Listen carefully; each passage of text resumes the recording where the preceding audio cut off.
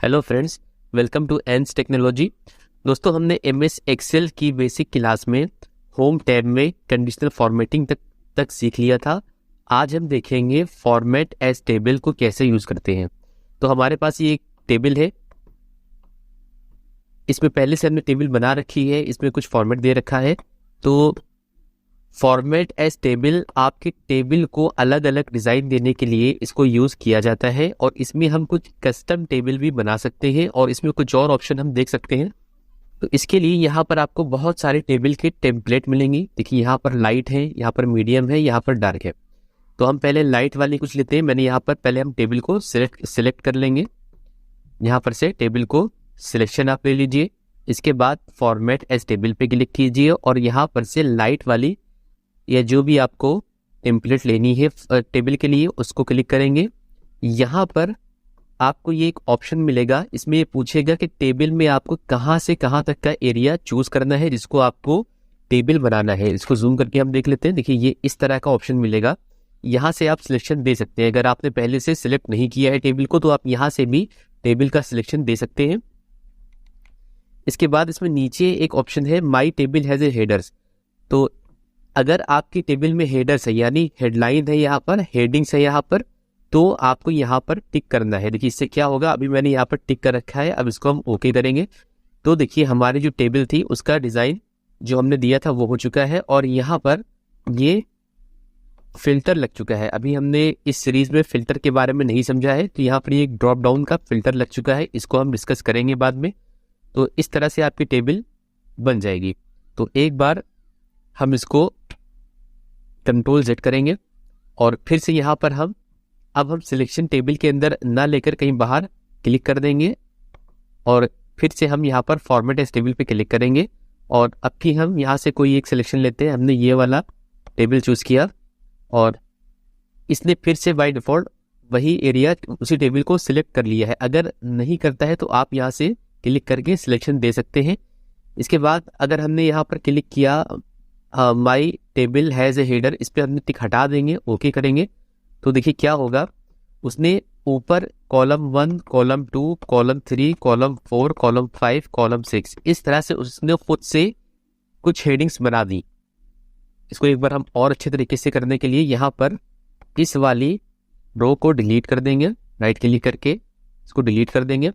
अब हम यहाँ पर फिर से फॉर्मेट एज टेबल पे क्लिक करेंगे, एक फॉर्मेट चूज करेंगे और यहाँ पर माई टेबल हैज़ हेडर पे टिक हटा देंगे, ओके करेंगे तो देखिए इसने खुद से यहाँ पर कुछ टेबल के जो हेडर्स थे वो अपने आप दे दिए हैं। तो इससे आप यहाँ पर टेबल के हेडर बना सकते हैं। अगर आपके पास हेडर पहले से है तो आप वहाँ पर टिक लगा के उसको बता दीजिए कि हेडर हमारे पास पहले से था। और यहाँ पर जो आपके पास ये जो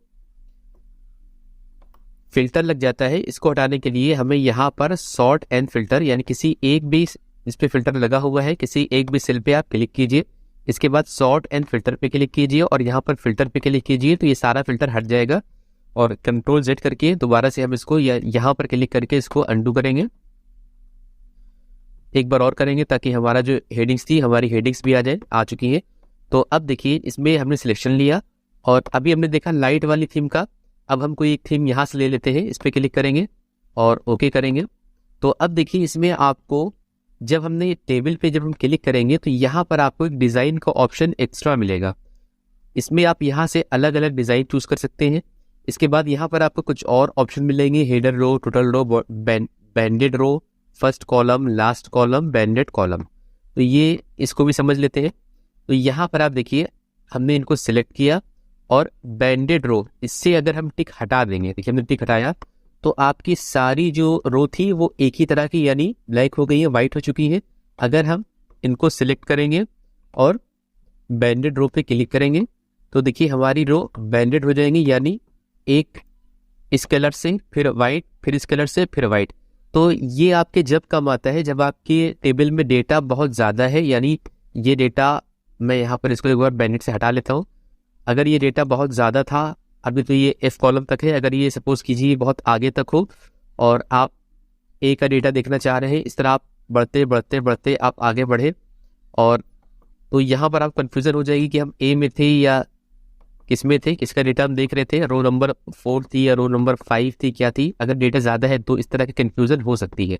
तो उस कन्फ्यूज़न से बचने के लिए हम यहाँ पर बैंडेड रो पे क्लिक करते हैं, ताकि हम जिस रो में देखना चाहें तो उससे हम भटके ना, हम जिस रो में रहे तो उस रो से कलर वाइज हमको मालूम हो जाएगा कि हम इस कलर में थे।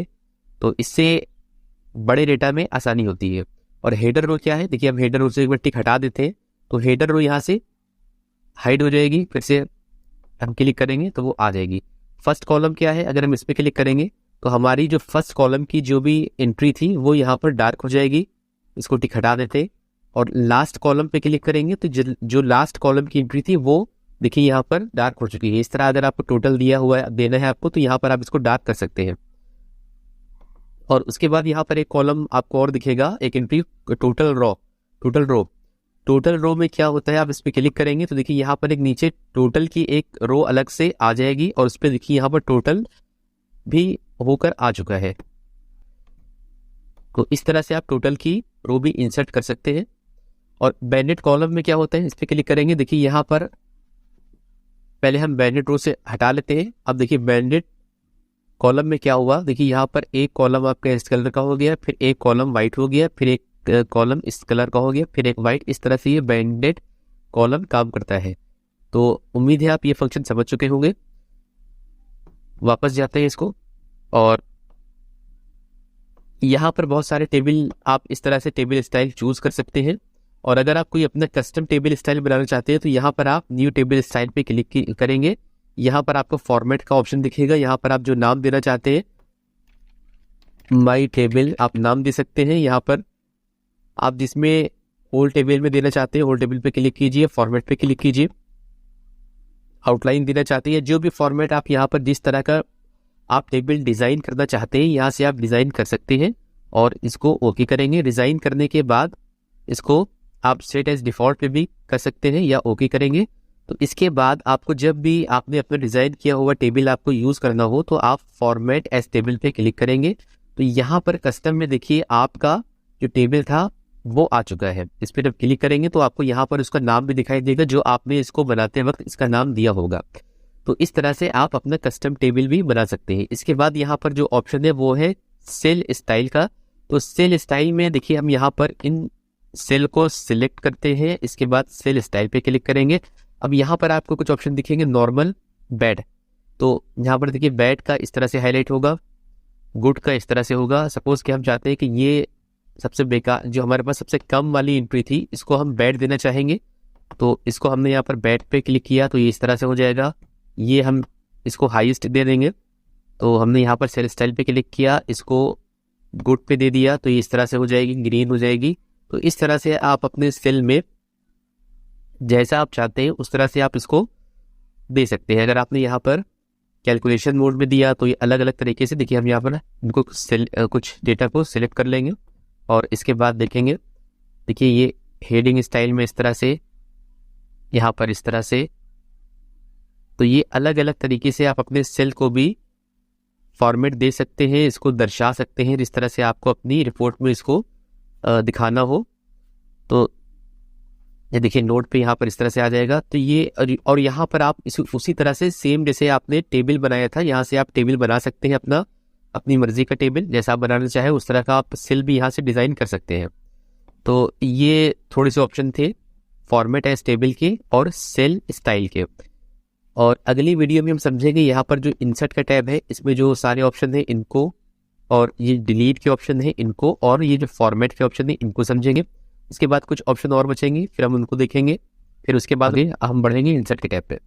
तो उम्मीद है आपको वीडियो अच्छा लगा होगा। वीडियो पसंद आया तो वीडियो को लाइक करिए, शेयर करिए, चैनल को सब्सक्राइब कीजिए, बेल आइकन को जरूर दबाइए ताकि आपको आने वाले वीडियो की नोटिफिकेशन मिल जाए। Thanks for watching, have a nice day.